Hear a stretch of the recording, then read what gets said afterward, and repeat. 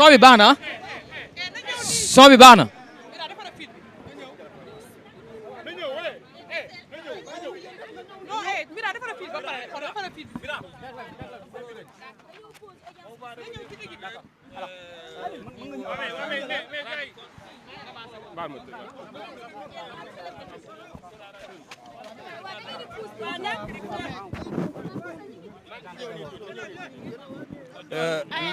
Maître Aboubakri Baro, avocat à la Cour, nous sommes là pour ce procès opposant la mécanicienne Binta, ses copines, ses copains au ministère public. Alors, ils sont poursuivis pour association de malfaiteurs, incitation de mineurs à la débauche, corruption de mineurs. Alors, l'audience vient juste d'être ouverte. Nous sommes en phase d'interrogatoire, sauf qu'elle vient d'être suspendue, cette audience, pour 5 minutes. Je serai très bref. Il va falloir vous patienter dans quelques minutes, le temps des plaidoiries et des réquisitoires de M. le procureur de la République. C'est juste une pause.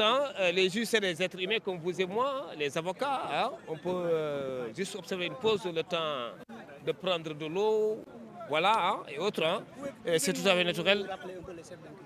Je l'ai dit tantôt, ils sont poursuivis pour divers chefs, à savoir association de malfaiteurs, incitation à la débauche ainsi que corruption de la jeunesse.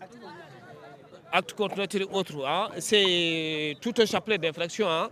Mais de toutes les façons, on n'en est pas encore au jugement. Nous sommes juste en phase d'interrogatoire. Les policiers, les gendarmes, la gendarmerie de Kermassar a fait son travail. Maintenant, il appartiendra aux juridictions du jugement en dernier ressort de statuer en toute souveraineté sur leur culpabilité ou sur leur innocence. Vous en saurez davantage dans quelques minutes, voire quelques heures. J'assure plutôt les intérêts de Aïda Soirée, qui est prévenue pour détention, offre de drogue. J'avoue qu'elle nie catégoriquement les faits pour lesquels elle est poursuivie. Encore une fois, elles ne sont pas encore jugées, elles sont toujours présumées innocentes jusqu'à ce qu'elles soient jugées, en tout cas condamnées par un tribunal. Nous estimons que dans ce dossier, il y a beaucoup de choses à dire. Nous n'allons pas en faire état ici tout à l'heure parce que nous sommes juste à l'audience encore. L'audience n'est pas finie. On vient juste de suspendre pour 5 minutes. Donc vous n'avez qu'à patienter. Je vais vous revenir tout à l'heure. Nous avons audience balégi paré guñu dañu observer juste pour 5 minutes le temps ñu poursuivre le dossier bi. Gendarmerie Keur Massar mo saisir ce dossier bi kaw procureur bu mu digalé bu mu ko né na saisiru mu déféré ñom Bint ak ñom Aïda Soirée ñu leen di topé manam ab kurel bu ñu def pour def ay ñaawteef ak jëfandiku drogue wala corruption de la jeunesse. Wow, bon, c'est un peu compliqué de traduire ça en Wolof parce que les avis divergent quoi. Et tout, bon, voilà. Mais en tout cas, corruption de la jeunesse, beaucoup de choses.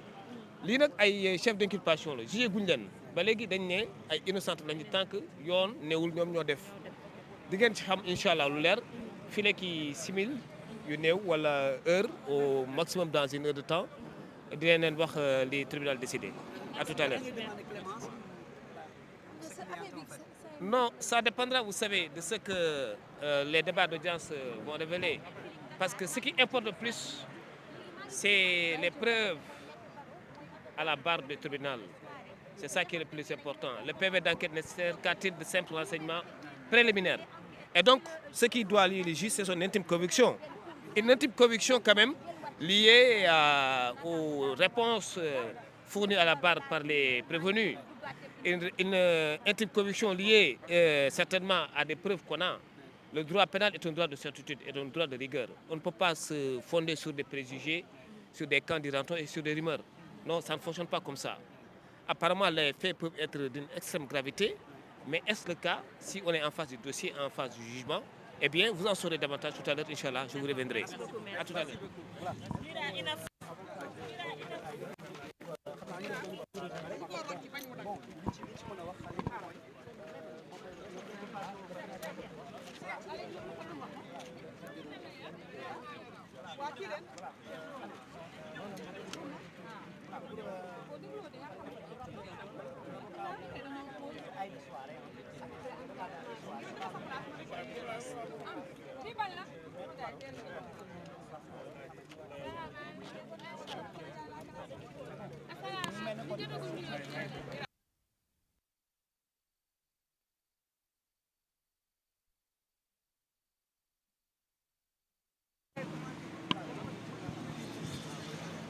Bon, en fait li ñu mën a jàpp mooy c'est vrai que la presse a tellement relaté association de malfaiteurs et cetera mais en tout état de cause association de malfaiteurs bokk na si en quelque sorte si tuuma yi mais comme ni ma ko waxee rek juge bi après bu ñëwee nekk en face ak dossier bi xëy na après moom mooy xool fond dossier bi lan ak lan moom mooy nekk li nga xamante ni moom mooy toppe gi pour le moment dañu nekk ci interrogation yi la ñu nekk donc jugement bi commencé gul. Oui, effectivement, comme ni ko maître Bara waxee di défendre intérêt wu Aïda Souaré kon donc lu ñu mën a jàpp rek y a une pause ah dañu am pause par rapport ak li nga xamante ne moo di procès bi kon donc procès bi mi ngi doon tàmbali na jot nañ am ay quelques déglu ñu jot a déglu ba am pause nee na pause 5 minutes la ils vont reprendre dañuy tënkaat tuuti rek kàddu maître Bara comme que moom mooy layal kenn si ñi nga xamante ne Aïda Souaré ñuy topp parce qu'ils sont nombre de 15 Binta mécanicienne moo ci gën a célèbre Aïda Souaré tamit bokku ci ak ñeneen ak ñeneen donc mu doon procès bi nga xamante ne comme moom ni nga ko waxee PV titre de renseignement préliminaire la te aussi en droit pénal daanaka dafa doon droit de certitude et de rigueur kon donc lépp li nga xamante ne rek yaa ngi koy teg ci ndoddu nit ki ci kanamu yoon lay reeree avec des preuves comme ni mu ko waxee rek ñu xaar ndi ñoom lu ñuy plaider pour seeni client ñu xool fan la mbiri di mujjee. mais Baro nekkul avocat Binta mécanicienne ah. waaw keneen la ku sant Diallo c'est pas Awa waaw. Souaré effectivement dañuy défendre seen intérêt avocat parce que association de malfaiteurs bi muy wax maanaam kuréel bi daanaka ñoom ñëpp charge boobu day tegu seen ndodd kon donc mu doon li nga xamante ne ni maître Baro indi na ko ci information. dossier bi nag coow bëri na polémique bëri na mais comme ni mu ko waxee rek. À titre d'information préliminaire moom la PV yi révélé li PV yi révélé ak li nga xamante ne moom la ñuy indi fii ci tribunal moom la avocat yi indi moom la prévenu yi lu ñuy teg défendre parce que moom nee na clientam kii di Aïda Souaré comment dirais-je dàq na lépp daanam reconnaître benn fait kon donc aussi tamit contestation la loolu ci kanam incha allah ci kanam juge bi lay leeree ci kanam bu ñu reprendre procès bi ba ñu xam fu mbiri féetee.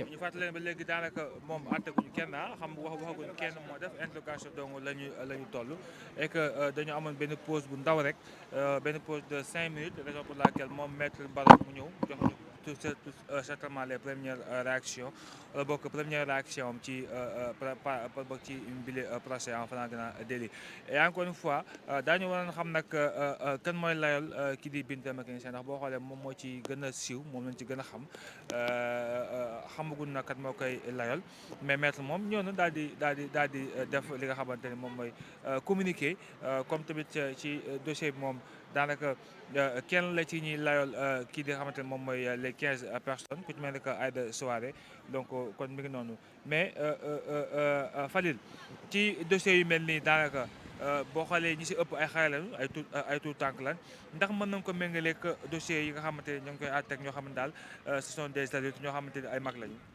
Bon daanaka âge moyen bi 26 ans ou 22 ans la déjà ñooñu ils ont atteint la majorité c'est des majeurs ah peut-être ku dem ba am 19 ans dungo dañ lay considérer en droit 18 ans comme âge de majorité fu ngay am majorité léegi boo amee majorité nag bon même si que 18 ans 19 ans 20 ans ba léegi xale nga aussi tamit du li nga xamante ne da lay dispenser ci yenn yi nga xamante ne comportement yu ndaw war a am c'est vrai que ay ndaw war nañ mën a daje di waxtaan mais nañ ko def ci li nga xamante ci worma ci respect ci ay jikko yu baax ci ay valeurs effectivement loolu la ñuy xaaree ndaw ñi mais aussi tamit du loo xamante ne lu bees la phénomène la boo xamante